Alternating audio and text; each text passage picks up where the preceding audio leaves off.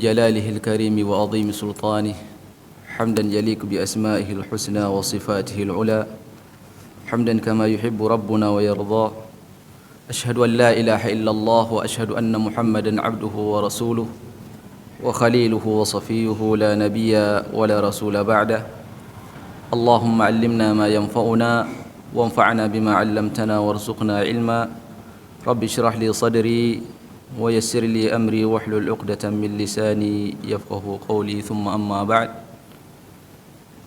Bersyukur kepada Allah Subhanahu wa taala pada pagi hari ini kita ditakdirkan untuk bisa bertafaqquh fiddin di tempat yang mulia ini.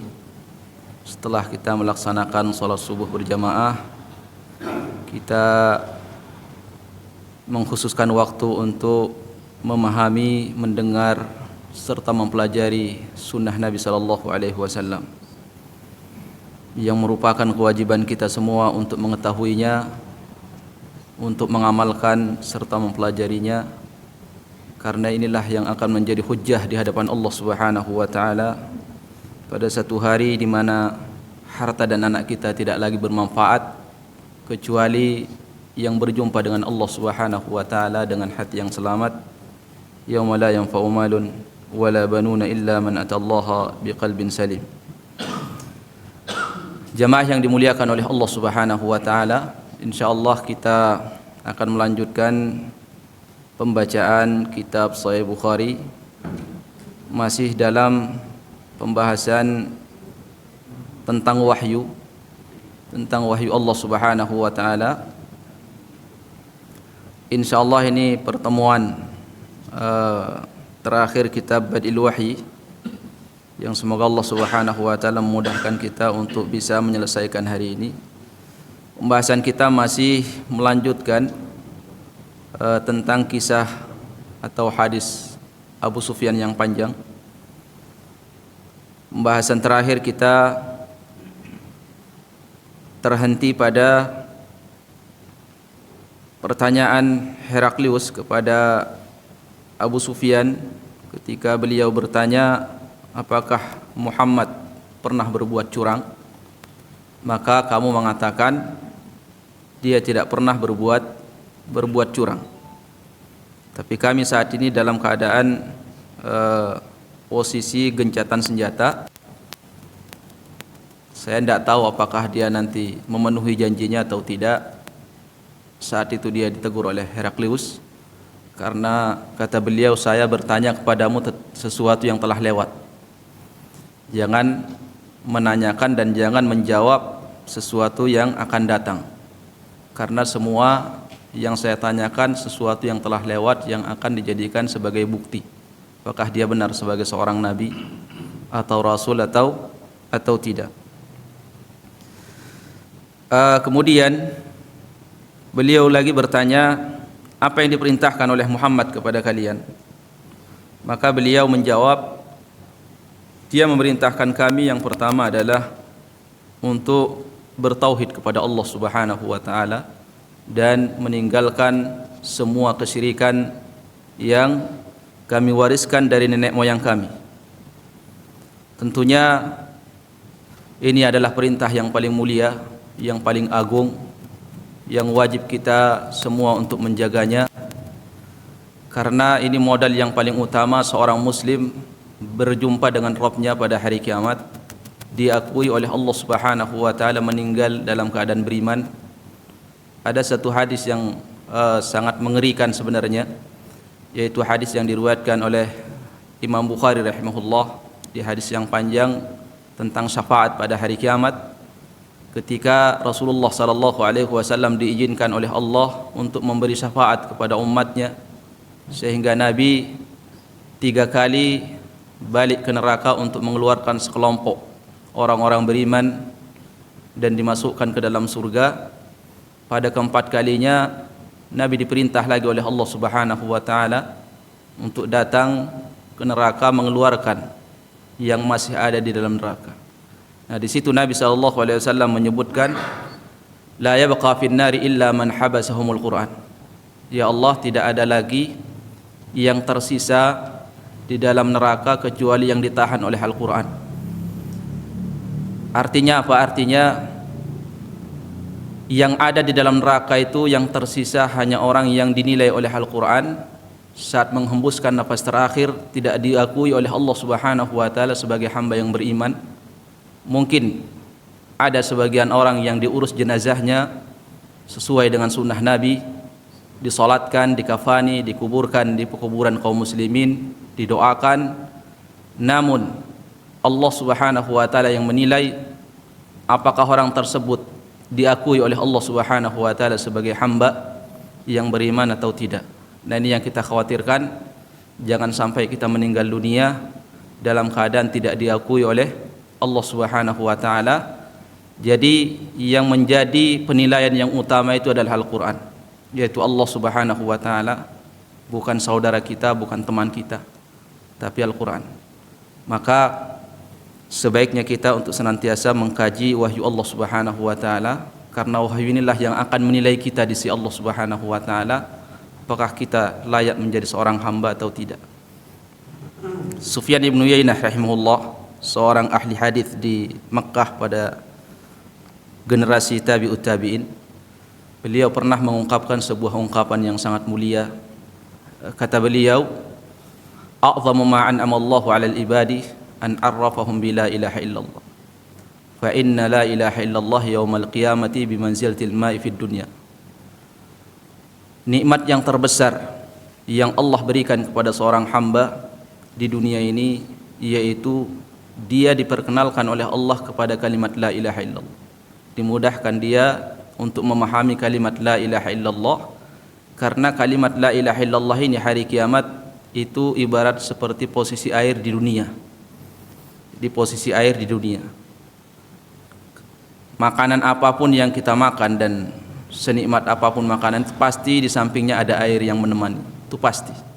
Tidak ada orang yang makan sebuah makanan sesuai selera dia, makanan senikmat apapun, pasti itu sumber airnya harus ada di samping. Artinya semua makanan yang lezat itu harus didampingi oleh air. Kata Sufyan ibn Uyainah, begitu juga hari kiamat, semua amalan baik kamu itu harus didampingi oleh tauhid. Sehebat apapun akhlaknya, kemudian sedekahnya dan amalan-amalan yang lainnya, jika tauhidnya dinilai oleh Allah Subhanahu wa taala rusak, maka semuanya tidak akan bermanfaat. Dan itu sudah banyak dalil. Salah satunya adalah Ibnu Jud'an, Abdullah Ibnu Jud'an, terkenal sebagai orang yang dermawan di Mekah sebelum beliau meninggal dunia, tapi Allah Subhanahu wa taala tidak memberikan beliau hidayah, sehingga pujian semua umat manusia di kalangan bangsa Quraisy ternyata kata Nabi tidak bermanfaat pada hari kiamat. Fa innahu lam yaqul yawman minal ayyam Allahumma ighfir li khati'ati yaumaddin, karena dia tidak pernah beriman kepada Allah sesaat selama masih hidup. Ikhwani fillah rahimakumullah, itu perintah yang pertama yang dilontarkan oleh Abu Sufyan kepada Heraklius. Kemudian kata beliau, kami juga diperintahkan melaksanakan sholat, kemudian senantiasa berkata jujur. Kemudian kami diperintahkan untuk menjaga kehormatan, yaitu iffah, kehormatan, harga diri. Harga diri ini mahal. Apabila seorang sudah jatuh, maka susah untuk mengembalikannya. Maka dijaga harga diri kita, jangan sampai kita jatuh karena perbuatan kita sendiri. Nah, untuk mengembalikan itu hal yang sulit, dan itu dijaga oleh Nabi SAW sampai beliau diangkat menjadi seorang nabi. Itu tidak ada cacat sedikit pun. Rasulullah muamalahnya, akhlaknya tidak ada yang cacat. Tapi kenapa dia dibuang, diusir dari Mekah? Tidak lain karena tauhid yang dia dakwahkan. Nah, di sini Heraklius kemudian setelah dia mendapatkan jawaban dari pertanyaan-pertanyaan yang diajukan kepada Abu Sufyan, maka beliau yakin bahwa ini seorang nabi. Cuman posisi beliau saat itu berat karena dia seorang raja. Ya, dia yakin bahwa Muhammad itu adalah seorang nabi yang terakhir. Sehingga beliau mengatakan di ungkapannya di sini,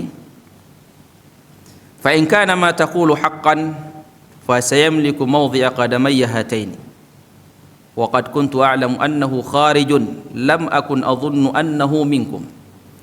Kata beliau, apabila jawaban kamu benar wahai Abu Sufyan, maka suatu saat Muhammad akan menguasai singgasana saya. Kerajaan saya ini pasti akan dikuasai oleh Muhammad. Subhanallah, ya. Dan beliau mengatakan, saya yakin memang ada nabi yang sudah diberitakan akan muncul sebagai nabi penutup. Dan itu yang kami tunggu. Walam akun adhunnuhu minkum, dan kami tidak pernah itu mengira nabi itu akan muncul di tengah bangsa Arab. Karena memang bangsa Arab itu tidak punya sejarah. Ya, padang pasir, gurun pasir, jadi gersang. Kemudian tidak ada seorang nabi di sana diutus oleh Allah Subhanahu wa taala kecuali Nabi Muhammad sallallahu alaihi wasallam. Falau anni a'lamu akhlusu ilaihi latajassamtu liqa'ahu walau kuntu indahu laghasaltu an qadamaihi. Kata Heraklius, andaikan aku yakin bisa selamat menemui Muhammad, maka saya akan berusaha untuk menemui dia. Dan andaikan Allah takdirkan saya bisa ketemu dia, saya akan mencuci kedua kakinya. Ini siapa yang bilang? Raja Romawi, yang saat itu negara yang ditakuti dari kedua negara, Persia sama Romawi. Itu raja takut sama Rasulullah sallallahu alaihi wasallam di Madinah yang wilayahnya itu sangat kecil dan para sahabat tidak memiliki sesuatu kecuali iman di Madinah. Orang yang datang ke Madinah di zaman Nabi itu tidak melihat sesuatu. Sampai ketika seorang sahabat yang datang dari Bani Sa'ad, dia sebagai utusan datang ke Madinah, dia sudah beriman, cuman dia kepingin tahu siapa Muhammad itu. Jadi dia datang ke Madinah bawa onta, naik onta, kemudian datang ke hadapan para sahabat. Di situ ada Nabi saat itu. Kata beliau, man minkum Muhammad, ayyukum Muhammad, siapa di antara kalian yang namanya Muhammad? Padahal dia sudah beriman. Artinya apa? Nabi itu tidak diketahui oleh orang asing yang mana Rasulullah sallallahu alaihi wasallam. Kenapa? Karena Nabi itu tidak punya tempat duduk khusus seperti raja yang lain. Jadi dia membaur, duduk di tengah-tengah, para sahabat duduk di bawah bersama-sama. Kata Abu Bakar, hadzal muttaqi al-abyad. Ini yang duduk yang warna kulitnya putih ini. Ini orangnya. Dia datang ke Madinah, tidak tahu yang mana Rasulullah sallallahu alaihi wasallam. Setelah beliau Heraklius kemudian selesai diskusi sama Abu Sufyan, tentunya pelajaran besar bagi kita ini bahwa jangan mudah meyakini sesuatu kecuali benar-benar kita sudah yakin itu ada hujjah dan ada dalilnya. Bagaimana Heraklius ingin meyakini seseorang yang mengaku sebagai nabi, dia benar-benar memastikan sampai melontarkan 10 pertanyaan kepada Abu Sufyan. Kita sekarang ini dengan mudah meyakini sesuatu yang terkait masalah iman tanpa meneliti dan memastikan apakah yang akan kita yakini benar atau tidak. Ini yang seharusnya kita luruskan kembali, karena sesuatu kalau sudah diyakini sulit untuk ditinggalkan. Iya kalau itu benar, tapi kalau tidak benar itu akan menjadi penyakit hati. Kalau seorang meyakini sesuatu yang tidak ada sumber dalilnya, yang tidak pasti kebenarannya, maka tidak rugi seorang yang senantiasa membaca ayat Al-Quran, kemudian sering membaca hadits Nabi sallallahu alaihi wasallam. Kemudian Heraklius pada saat itu dia baru membuka surat Nabi sallallahu alaihi wasallam yang dikirim oleh Rasulullah. Ini masih ingat ya, ini kejadian ini pada tahun 6 Hijriah, 4 tahun sebelum Nabi wafat, dan Rasulullah sudah 19 tahun diangkat menjadi seorang nabi. Baru kedengaran beritanya dan diketahui oleh Raja Heraklius itu ketika tahun ke-6, yaitu setelah 19 tahun diangkat oleh Allah menjadi seorang nabi. Akhirnya beliau saat itu meminta surat yang dikirim oleh Nabi SAW, yang dimana isi surat beliau, Rasulullah mengatakan, Bismillahirrahmanirrahim, min Muhammadin abdillahi wa rasulihi ila Herakla azimir Rum. Dengan menyebut nama Allah yang maha pengasih lagi maha penyayang, dari Muhammad hamba Allah dan utusannya kepada pembesar Romawi, kepada Heraklius pembesar Romawi. Ini hadis ini dijadikan oleh Al-Imam Al-Bukhari rahimahullah salah satu dalil yang menguatkan bahwa penulisan surat di dalam syariat Allah Subhanahu wa taala itu yang pertama kali ditulis adalah bukan yang dituju, tapi nama orang yang mengirim, ya. Jadi pengirim pertama kali. Dan beliau juga membawakan riwayat ketika salah satu dari Bani Israel itu meminjam hutang, meminjam uang dinar kepada temannya di pulau yang lain. Kemudian saat tiba saatnya beliau mau bayar, maka dia kirim surat, min fulan ila fulan, dari si fulan kepada si fulan. Artinya siapa yang duluan ditulis namanya? Si pengirim. Baru setelah itu kepada yang dituju. Nah, kebalikannya kita saat ini, itu kalau menulis surat yang dituju baru si pengirim. Ya, tentunya ini bukan masalah boleh atau tidaknya, tapi semata-mata murni mengikuti sunnah Nabi SAW. Kemudian di sini saat kita mau menulis surat, maka di antara sunnahnya adalah kita mengawali dengan Bismillah. Nah, ini mungkin salah satu yang harus kita luruskan saat kita mengirim WA kepada teman, itu sunnahnya adalah pakai Bismillah, bukan salam, ya. Pakai Bismillahirrahmanirrahim, bukan salam. Kenapa? Karena itu tulisan surat. Kecuali kalau salam itu kalau bertemu, ya, baru kita mengucapkan salam dulu, Assalamualaikum warahmatullah. Tapi kalau WA itu Bismillahirrahmanirrahim, karena itu bukan ucapan tapi tulisan surat, ya.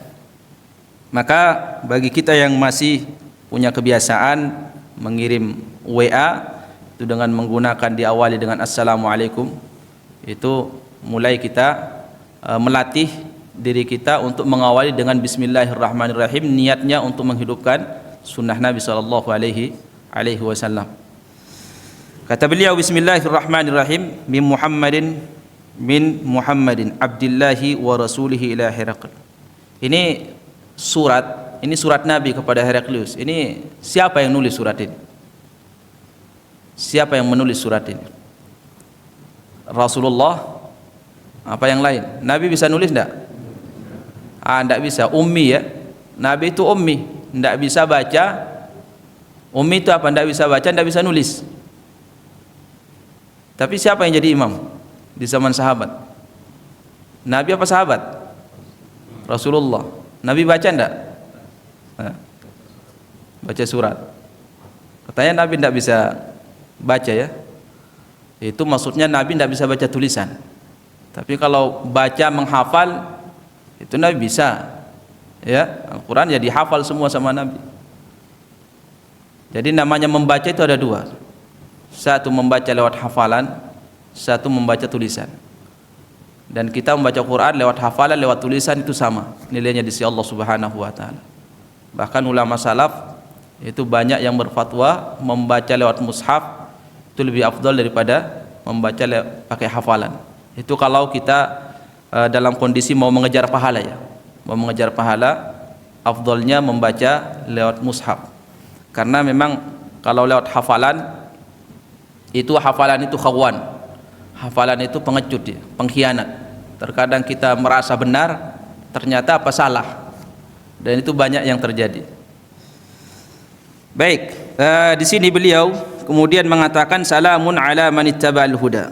Keselamatan bagi semua yang mengikuti petunjuk. Dan ini juga di sini beliau mengucapkan salam kepada orang kafir. Baru setelah itu beliau salamun ala man ittaba'al huda. Setelah dia mengucapkan Bismillahirrahmanirrahim, salamun ala man ittaba'al huda. Boleh kita mengucapkan salam kepada orang kafir? Tentu tidak boleh. Tapi di sini Nabi tidak mengucapkan Assalamualaikum warahmatullah. Dia salamun ala man ittaba'al huda. Keselamatan bagi yang mengikuti petunjuk. Kalau di dalam satu tempat di situ campur antara orang musyrik sama orang kafir, maka boleh kita mengucapkan salam secara sempurna. Kalau di situ ada orang muslim sama orang kafir. Nabi pernah berjalan mengendarai keledai di Madinah ya. Keledai itu, tahu keledai ya? Lebih besar daripada kambing, lebih kecil daripada kuda. Itu keledai. Nabi nunggang keledai berjalan di Madinah, lewat di sekelompok sahabat yang lagi duduk-duduk di samping jalan bersama orang-orang musyrik sama orang-orang munafik ada di situ. Akhirnya Nabi mengucapkan Assalamualaikum warahmatullahi wabarakatuh. Nabi mengucapkan salam kepada sekelompok orang yang di situ campur antara sahabat, orang musyrik, orang munafik. Termasuk di dalamnya Abdullah ibnu Ubay, pembesar orang-orang munafik di zaman Nabi SAW. Jadi dari situ boleh kita mengucapkan salam apabila orang yang kita hadapi itu campur antara orang beriman sama orang kafir. Kemudian kata Nabi, aslim taslam ad'uka fa inni amma ba'du. Kata Nabi, amma ba'du. Ini juga di antara sunnah bagi para khatib, disunnahkan kata Imam Bukhari sebelum dia melanjutkan isi khutbah untuk mengucapkan amma ba'du. Dan ini ditekankan oleh Imam Bukhari rahimahullah, sunnah saat berkhutbah mengucapkan amma ba'du, bukan wa ba'du. Bukan wa ba'du. Jadi sekedar waw sama amma itu memiliki nilai di pandangan ulama salaf kita. Maka ditekankan oleh Imam Bukhari di antara sunnah khutbah Jumat atau yang lainnya jangan bilang wa ba'du, karena Nabi saat berkhutbah tidak pernah mengucapkan wa ba'du, tapi wawunya diganti dengan amma. Semua khutbah Nabi itu pasti menggunakan amma ba'du. Maka beliau Imam Bukhari menekankan ucapkan amma ba'du. Fa inni ad'uka bidiayatil Islam, saya akan mengajak kamu untuk masuk Islam. Aslim taslam, silahkan kamu masuk Islam, kamu akan selamat. Fa in tawallaita fa inna 'alaika itsmal arisiyin. Tapi Heraklius, kata Nabi, kalau kamu menolak ajakan saya, maka kamu menanggung dosa kamu dan kamu menanggung dosa rakyat kamu yang tidak mau masuk Islam gara-gara mengikuti kamu, tidak ikut masuk Islam. Jadi kalau kamu tidak masuk Islam, rakyat kamu pasti ikut sama kamu. Dan saat mereka tidak mau masuk Islam karena kamu penyebabnya, maka kamu akan menanggung dosa kekufuran kamu, dan kamu juga akan menanggung dosa kekufuran semua rakyat kamu. Jadi rakyatnya berdosa, tapi si raja Heraklius 2 kali lipat dosanya dia tanggung, dan juga dosa rakyatnya. Ini bahayanya jadi pemimpin, ya. Jadi dilema dia, peluang untuk meraih pahala besar banyak, peluang untuk mendapatkan dosa yang berlipat-lipat juga banyak. Kata beliau, Al-Arisin ini para petani, karena memang mata pencaharian mereka orang-orang Romawi itu banyak bercocok tanam, kata Ibnu Hajar, sehingga beliau mengatakan semua dosa petani, yaitu rakyat kamu, akan kamu tanggung juga. Akhirnya beliau kemudian membawakan ayat di dalam surah Ali Imran, ya ahlal kitab ta'alu ila kalimatin sawa'in bainana wa bainakum alla na'budu illa Allah wa la nusyrika bihi syai'an wa la yattakhidha ba'duna ba'dan arbaban min dunillah fa in tawallaw faqulu asyhadu bi anna muslimun. Dan ini surat Nabi singkat, ditujukan kepada pembesar Romawi. Pembesar Romawi, subhanallah, diajak untuk masuk Islam. Nabi langsung ke puncak dia. Yang diajak untuk masuk Islam, didakwahkan, itu langsung puncaknya. Nah sekarang ini ada ndak negara di dunia lah yang rajanya muslim atau pemimpinnya muslim ngajak presiden negara kafir untuk masuk Islam? Ndak ada saat ini. Itu ndak ada. Mungkin ndak berani. Kalau Nabi diajak itu, Raja Muqawqis Mesir diajak masuk Islam. Kemudian Raja Persia Kisra diajak masuk Islam, dikirimin surat semua. Dimanfaatkan oleh Nabi gencatan senjata selama 10 tahun itu untuk apa? Untuk mengajak umat manusia, pentolan-pentolannya, petingginya masuk Islam. Karena kalau mereka masuk Islam, bawahannya pasti gampang masuk Islam, mudah, karena mengikuti atasan. Ini bahayanya atasan.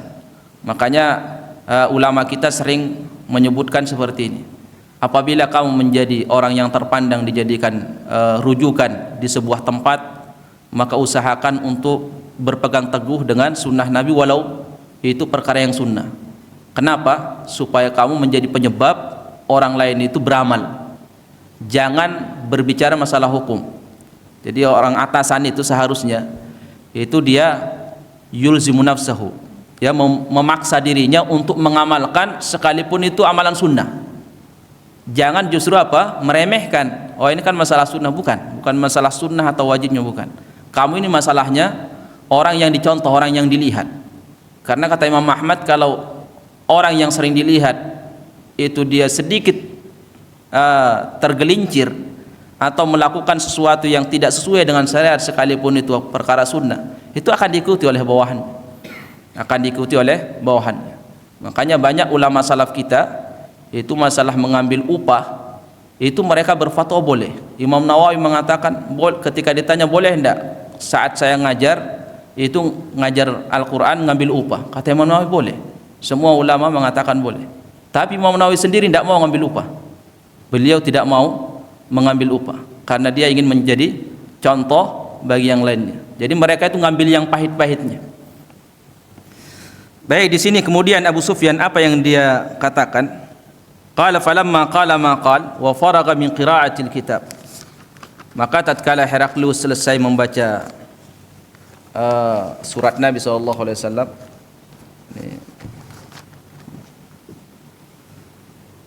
kathura indahu sahaf wartafa'atil aswat wa ukhrijna.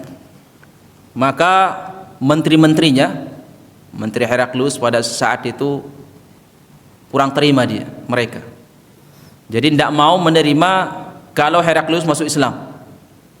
Akhirnya mereka ricuh di dalam istana.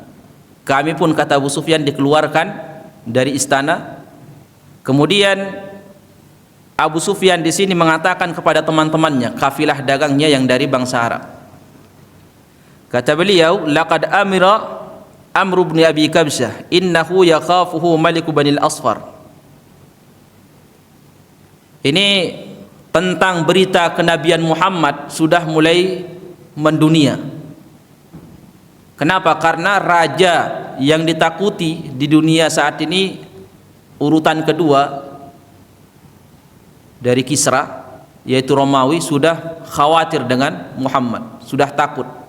Jadi Abu Sufyan melihat bahwa raja Romawi saat itu Heraklius sudah mulai ketakutan dengan Nabi SAW. Padahal Nabi tidak ngapa-ngapain, baru ngirim surat, ya, baru ngirim surat, raja Romawi sudah ketakutan.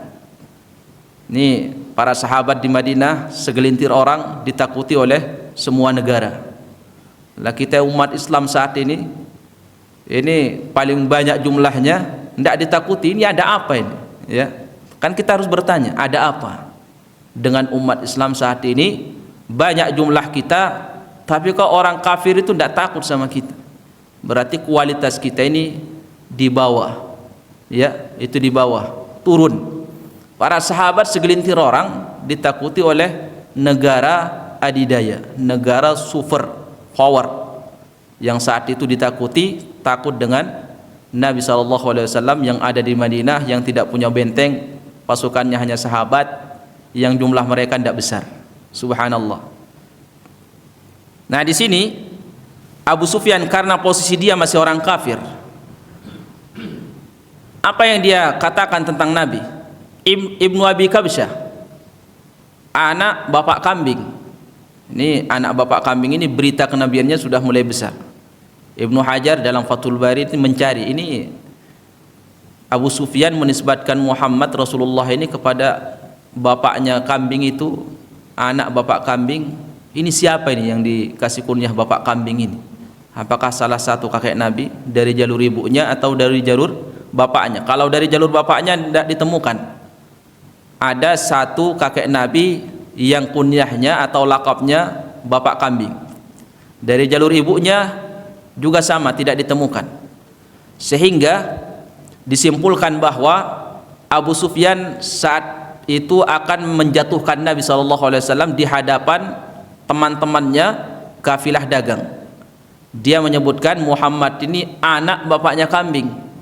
Ini dinisbatkan kepada nisbat yang tidak diketahui atau yang asing.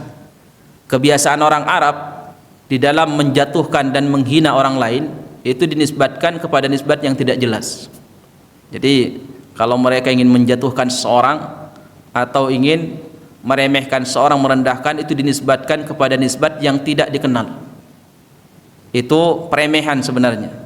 Karena Abu Sufyan saat itu masih kafir posisinya, maka beliau punya celah untuk menjatuhkan Nabi di hadapan teman-temannya. Ini Abu Sufyan ini karena dia ketua rombongan kafilah dagang juga. Jadi dia khawatir kalau teman-temannya ini melihat Raja Romawi mau masuk Islam, kita aja dari bangsa Arab kok tidak masuk Islam, ini gimana? Akhirnya apa? Akhirnya dia jatuhkan Nabi di hadapan teman-temannya dengan mengatakan ini anak bapak kambing. Abu Sufyan sendiri mengatakan famazil tumuqinan. Semenjak diskusi dengan Heraklius, saat itu saya seyakin-yakinnya bahwa Muhammad adalah seorang nabi.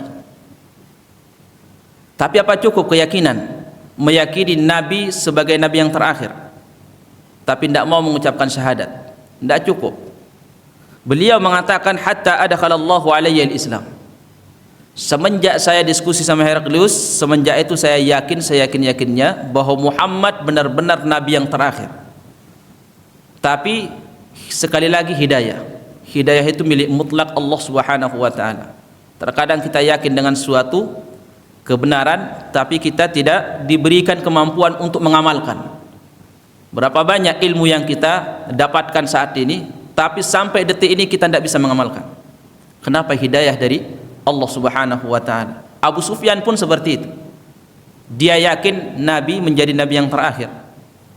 Itu kejadiannya tahun 6 Hijriah. Kapan dia mendapatkan hidayah? 2 tahun setelah dia meyakini Muhammad sebagai seorang nabi. 2 tahun setelah itu baru dia dikasih hidayah oleh Allah Subhanahu wa taala masuk Islam, itu pada pembebasan kota Mekkah. Itu masuk Islam 2 tahun setelah itu. Makanya Imam Nawawi menukil beliau mengatakan bahwa sepakat ulama kita, siapa yang yakin dengan kebenaran Islam dan kebenaran Nabi Muhammad SAW namun dia tidak mengucapkan syahadat, maka dia tidak akan masuk surga, kekal di dalam neraka. Di dalam riwayat yang lain disebutkan di sini bahwa Heraklius ini juga melihat Nabi muncul itu lewat perbintangan, karena dia seorang ahli nujum. Ahli nujum ini salah satu sihir yang dengan melihat bintang dia mengetahui kejadian sesuatu.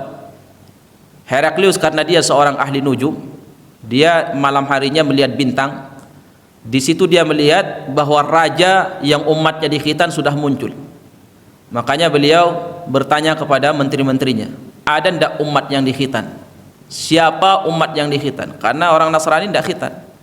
Padahal hakikatnya Injil yang asli itu semua para nabi di khitan semenjak Nabi Ibrahim alaihissalam, karena semuanya itu millah Ibrahim. Mulai dari Taurat, Injil itu mengikuti millah Ibrahim alaihissalam. Siapa yang pertama kali khitan? Nabi Ibrahim. Makanya millahnya suruh diikuti oleh Allah. Nabi kita diperintahkan anittabi millata Ibrahim, ikuti millah Ibrahim. Salah satu millah Ibrahim adalah khitan. Tapi Ibrahim ini, dan ini salah satu ujian yang Allah sebutkan di dalam Al-Quran, wa idibtala Ibrahim rabbuhu bikalimat. Ketika Ibrahim diuji oleh Allah Subhanahu wa taala dengan beberapa perintah. Salah satunya, kata ulama ahli tafsir menyebutkan, salah satunya adalah khitan. Karena Nabi Ibrahim salah satu ujiannya diperintahkan oleh Allah Subhanahu wa taala untuk khitan. Siapa yang mengkhitan Nabi Ibrahim? Tahu enggak jamaah sekalian? Itu dia khitan sendiri. Ya. Kata Nabi sallallahu alaihi wasallam, "Kana Ibrahim yaqtatinu bil qaddum au bil qadum wa huwa ibnu thamanin. Nabi Ibrahim itu saat diperintahkan oleh Allah untuk khitan, dia khitan itu ketika umur 80 tahun. Umur 80 tahun beliau baru khitan dengan apa? Dengan kapak. Itu bisa bayangkan ya. Khitan sendiri. Ada yang berani sehari di khitan tanpa dibius. Jadi generasi bapak-bapak kita yang tanpa bius itu memang luar biasa. Sekarang aja dibius masih nangis anak-anak, ya. Mereka takut melihat. Imam Ahmad ketika ditanya, "Syekh, apa hukumnya khitan sendiri?"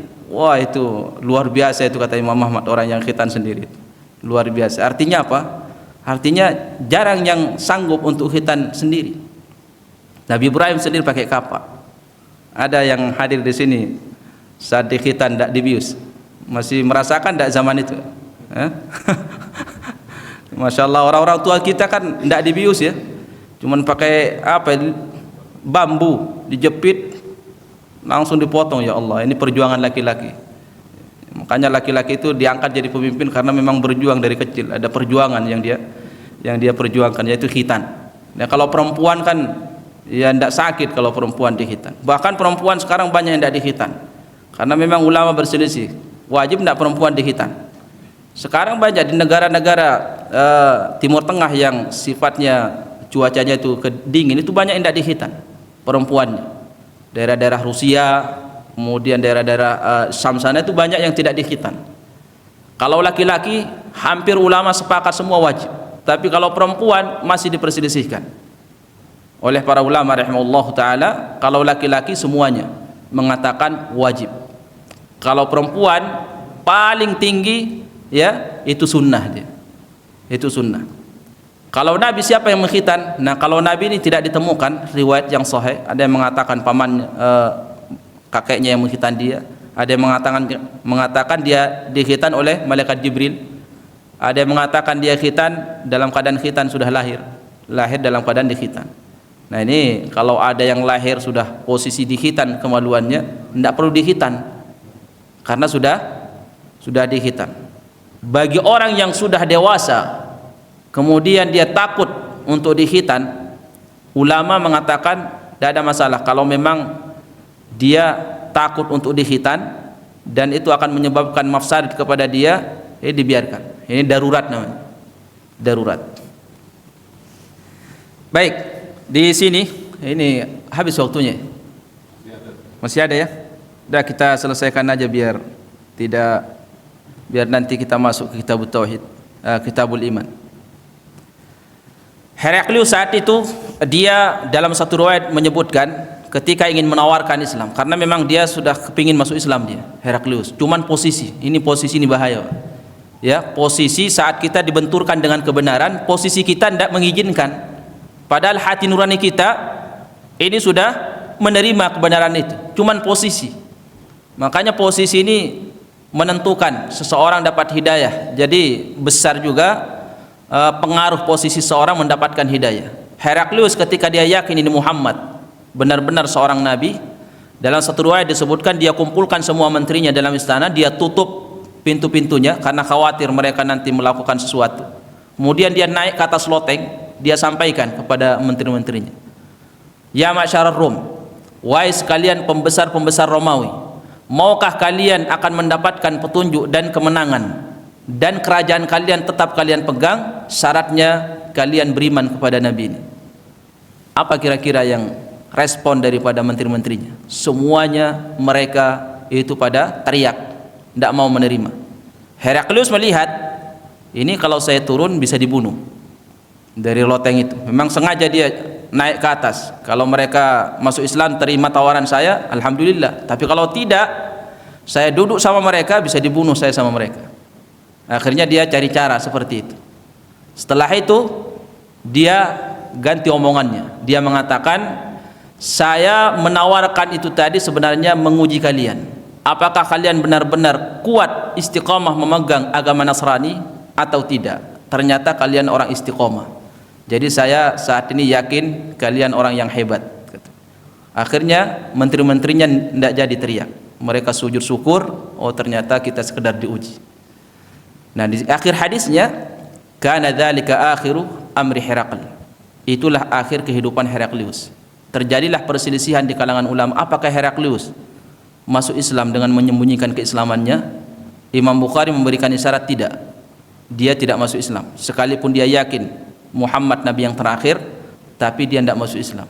Ibnu Hajar menegaskan juga, Heraklius mati dalam keadaan kafir karena di perang Mu'tah itu masih dia rajanya, Romawi, mengirim 100.000 pasukan menggempur kaum muslimin di perang Mu'tah. Ya, perang Mu'tah saat itu umat Islam hanya 3.000 melawan 100.000. Siapa yang ngirim pasukan itu? Heraklius.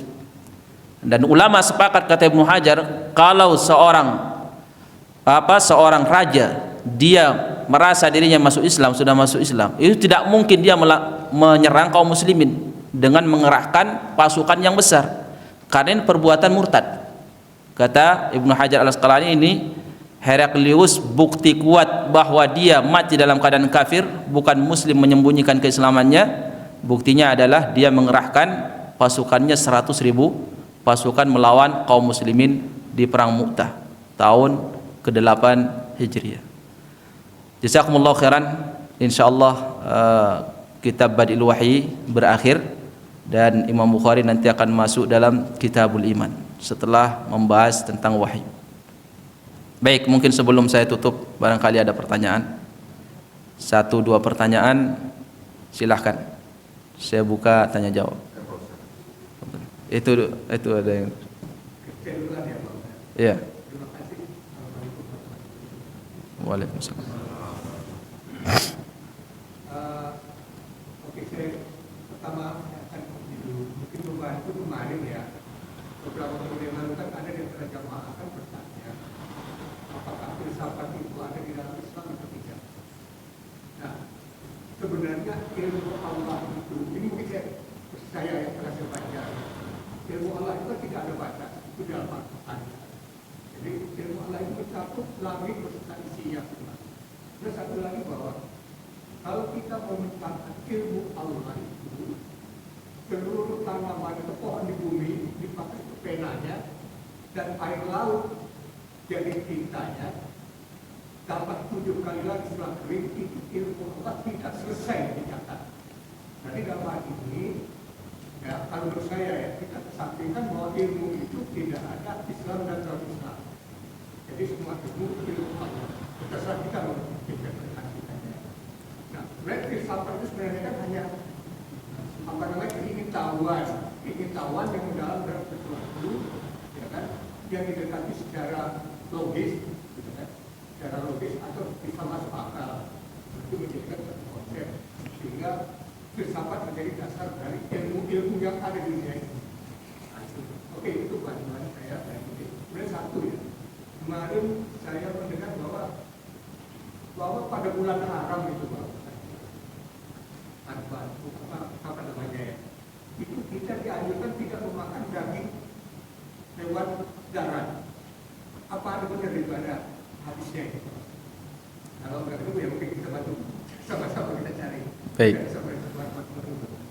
Waalaikumsalam warahmatullahi wabarakatuh. Baik, berbicara tentang ilmu filsafat, kita semua yakin bahwa ilmu Allah itu tidak terbatas dan tidak ada batasnya memang, ya. Tapi apakah kita diperintahkan untuk mengetahui ilmu Allah Subhanahu wa taala? Kan tidak. Karena kita tidak mungkin tahu.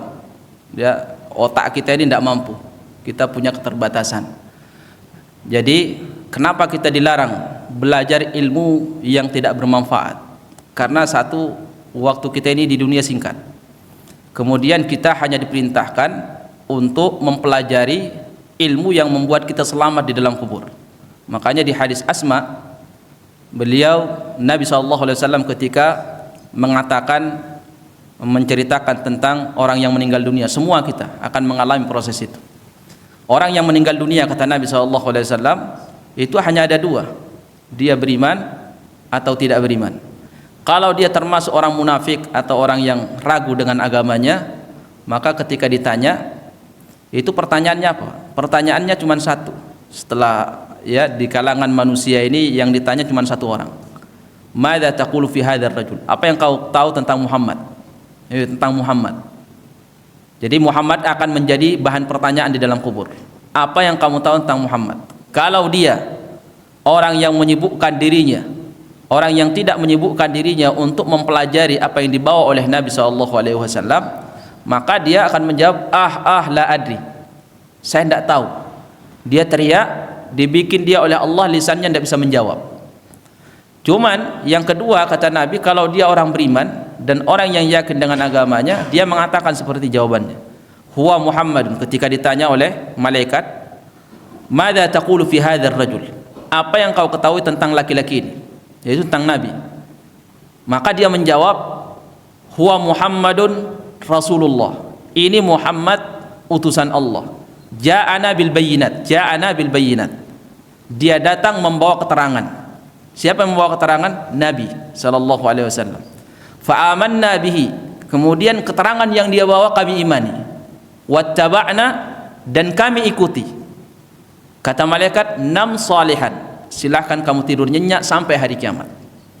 Nah, ini salah satu dalil yang dijadikan oleh ulama karena mereka ini sayang sama kita.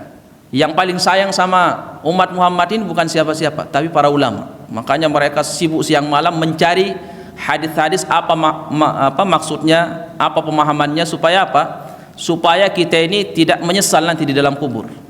Tidak menyesal di dalam kubur. Jadi dalilnya, kami mendapatkan keterangan dari Nabi. Dari Nabi berarti apa? Lewat apa kita mengetahui keterangan dari Nabi? Lewat hadisnya. Tadi kita sepakat ilmu Allah itu luas, tidak mungkin kita batasi, dan tidak mungkin ada yang bisa menyamai Allah dalam keilmuan. Kita yakin itu. Kemudian apa yang diperintahkan oleh Allah untuk kita pelajari? Apakah Allah merintahkan kita untuk mempelajari ilmu Allah? Kan tentunya tidak ada dalilnya. Kita diperintahkan oleh Allah untuk mempelajari Al-Quran, kemudian hadis Nabi SAW. Makanya para sahabat radhiyallahu anhum itu, mereka kenapa dianggap generasi yang paling baik di sejarah kehidupan umat manusia secara umum?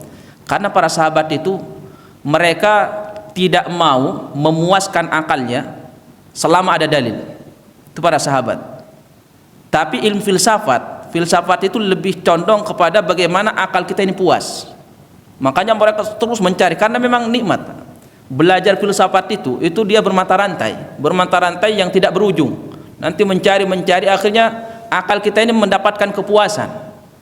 Lah kalau akal kita harus kita puaskan, itu nanti kita akan keluar dari banyak dalil, ya, sehingga pas sami'na wa ta'ana itu hilang. Makanya para sahabat banyak mereka itu tidak tahu ini apa maksudnya. Pokoknya Nabi merintahkan, kami lakukan. Nabi melarang, kami tinggalkan. Itu aja. Itu para sahabat radhiyallahu anhu. Dan itu ciri orang yang selamat. Sami'na wa ta'ana. Abdullah bin Umar sahabat, beliau ketika menjelaskan manasik haji Nabi SAW, kata Ibnu Umar, Nabi diantara sunnah yang dia amalkan ketika tawaf, dia cium hajar aswad. Ada orang Yaman tanya kepada dia, ara'aita, nah ini sudah mulai, gimana pendapatmu wahai Ibnu Umar, kalau ternyata desak-desakan, banyak orang desak-desakan, apakah tetap saya mencium? Kata Ibnu Umar, letakkan kalimat bagaimana pendapatmu di Yaman. Ini hadis Nabi. Pokoknya Nabi cium hajar aswad. Tapi kalau desak-desakan, letakkan di Yaman kalimat itu. Jangan dibenturkan dengan hadis Nabi.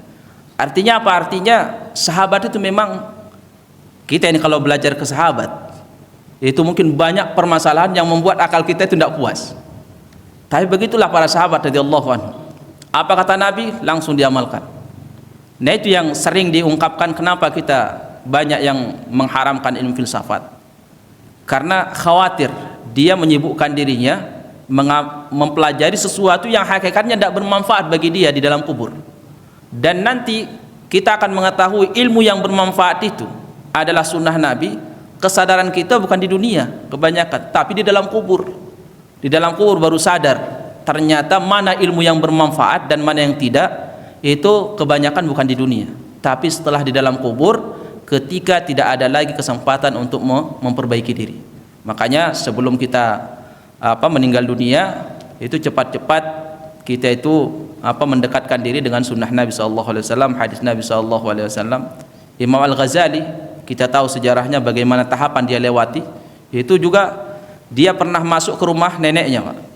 Ya, disebutkan dalam kisahnya, dia masuk ke rumah neneknya, dia mengatakan seperti ini, "Nek, saya sudah yakin Allah itu ada." Bayangkan, kata neneknya, "Kenapa kamu baru yakin Allah itu ada?" "Iya, karena," kata dia, "saya sudah menemukan 100 bukti. 100 bukti bahwa Allah itu ada." Orang yang seperti Imam Ghazali mencari kebenaran Allah itu ada, butuh mencari 100 bukti. Kata neneknya apa? Ini neneknya yang mungkin kita anggap orang awam, tapi masalah fitrah itu tidak bisa dibohongi. Kata neneknya seperti ini, "Kalau kamu butuh mencari 100 dalil bahwa Allah itu ada, itu menunjukkan bahwa di dalam hatimu ada 100 keraguan bahwa Allah itu ada. Ada 100 keraguan bahwa Allah itu ada. Ngapain kamu nyari-nyari? Kamu itu sudah jadi bukti bahwa Allah itu ada. Jadi kalau ditanya apa dalilnya Allah itu ada, lah kamu itu. Kamu lahir ke dunia itu makhluk kamu. Kalau makhluk tentu ada khalik. Kullu ba'ratin tadullu 'alal bair." Kata orang Arab, setiap kita menemukan kotoran onta, pasti kita yakin ada onta di sekitar itu, sekalipun kita tidak melihat ontanya. Ya, karena tidak mungkin orang itu buang kotoran onta. Pasti onta, sekalipun kita tidak menemukan onta, melihat pasti ada onta karena ada kotorannya, artinya ada tanda. Jadi ilmu Allah itu memang luas, ya, dalam. Tapi sekali lagi, mari bersama-sama, ilmu apa yang kira-kira bermanfaat saat kita ditanya di dalam kubur. Itu saja.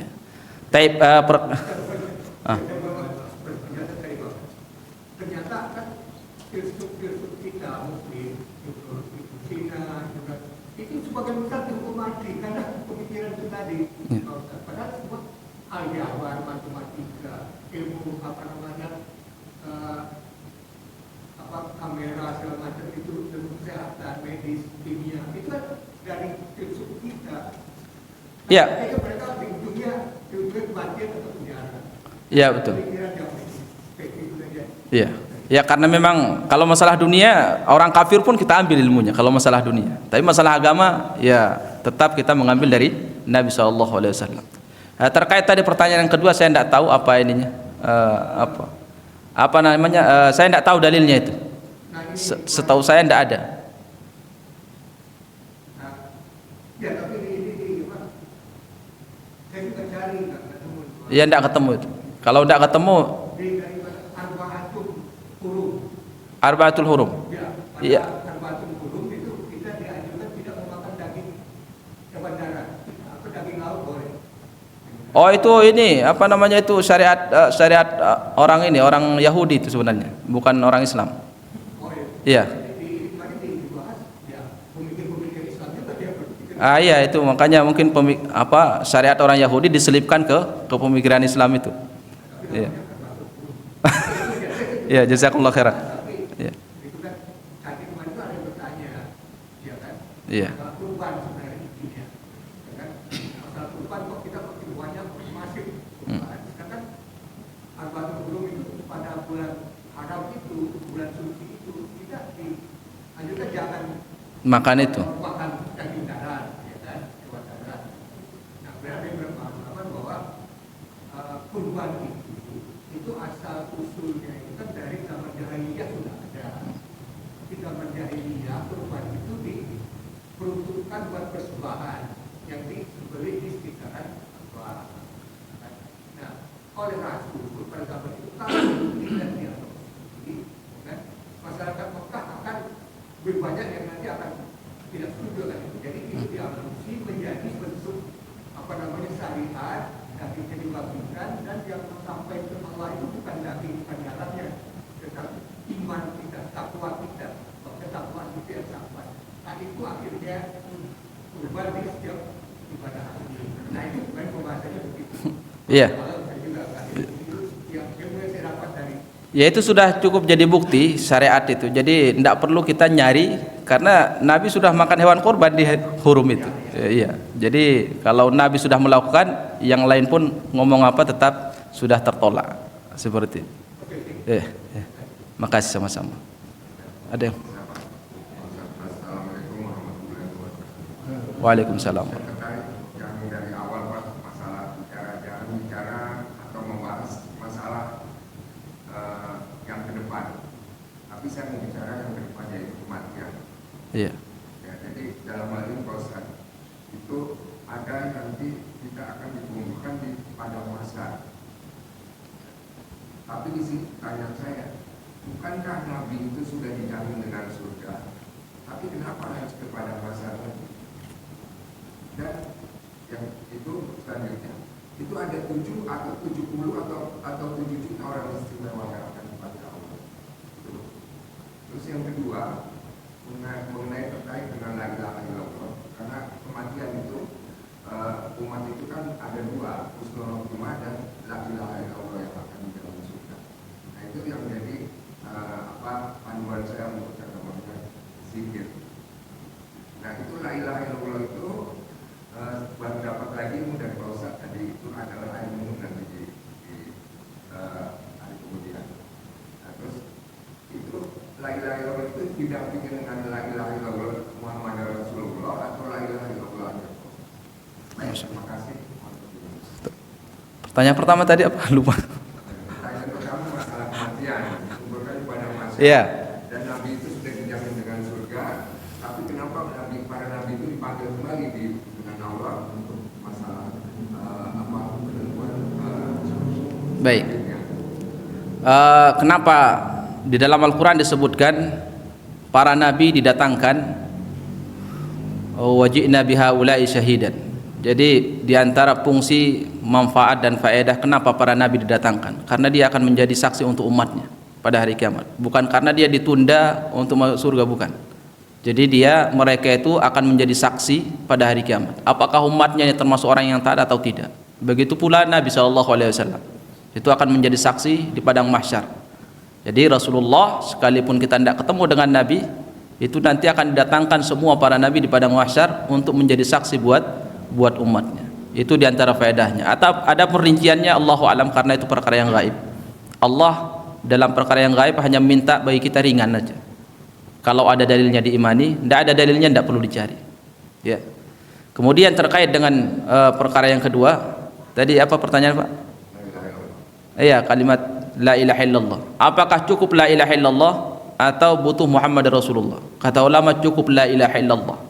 Kalimat la ilaha illallah, karena kalimat la ilaha illallah ini sudah secara otomatis Nabi ikut Muhammad Rasulullah. Makanya semua hadis-hadisnya man kana akhiru kalamihi la ilaha illallah dakhalal jannah. Jadi kalimat la ilaha illallah. Jadi kalau kita mentalkinkan orang yang meninggal yang saat mau sakaratul maut, diucapkan di telinganya la ilaha illallah pelan-pelan. Kalau dia sudah mengucapkan la ilaha illallah, tidak perlu dilanjutkan ke Muhammad Rasulullah, tidak perlu. Itu sudah cukup. Hadisnya seperti itu. Kalimat la ilaha illallah cukup. Seorang ahli hadis saat mau wafat didatangi oleh temannya untuk mengucapkan la ilaha illallah. Dia duduk, dia membaca hadis. Ini Abu Zur'ah kisahnya. Akhirnya beliau duduk, kemudian dia membawakan hadis, haddatsana fulan an fulan an fulan an fulan, qala an-nabi sallallahu alaihi wasallam man kana akhiru kalamihi la ilaha illallah. Meninggal dia. Tidak sempat melanjutkan dakhalal jannah. Karena kalau dakhalal jannah nanti kalimat dakhalal jannah yang terakhir, bukan la ilaha illallah. Subhanallah. Man 'asha 'ala syai'in mata 'alaihi. Siapa yang hidupnya di atas sesuatu, dia akan mati di atas sesuatu itu. Semoga Allah Subhanahu wa taala mencabut nyawa kita di atas kalimat la ilaha illallah, dan kalimat terakhir yang keluar dari mulut kita itu adalah la ilaha illallah. Kita tutup dengan doa kafaratul majlis. Subhanakallahumma wa bihamdika asyhadu an la ilaha illa anta astaghfiruka wa atubu ilaik. Assalamualaikum warahmatullahi wabarakatuh.